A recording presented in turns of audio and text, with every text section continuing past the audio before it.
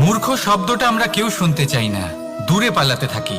কিন্তু একটা সত্যি সবার কাছে অজানা, যে মূর্খ হওয়া হলো বুদ্ধিমান হওয়ার দিকে সর্বপ্রথম পদক্ষেপ। আপনি যত খুশি দিগ্গজ জ্ঞানী মানুষদের সাথে আলাপ করুন, যত ইচ্ছে কথা বলুন, যতই জ্ঞানের কথা আলোচনা করুন, অভিজ্ঞতা মূর্খ হবার পরেই পাওয়া যায়, তাই নয় কি? মূর্খ হবার পরে আপনি এটা বুঝতে পারবেন যে কি করা উচিত নয়।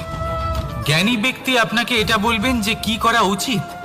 আর এই সংসারে কি করা উচিত তার থেকেও অনেক বড় জ্ঞান হলো কি করা উচিত নয়।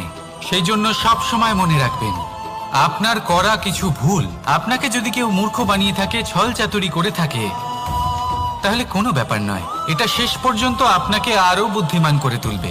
এই মুহূর্তে ধন্যাত্মক থাকুন, এই সংসার আপনাকে অবশ্যই জ্ঞানী বলবে। রাধা রাধা।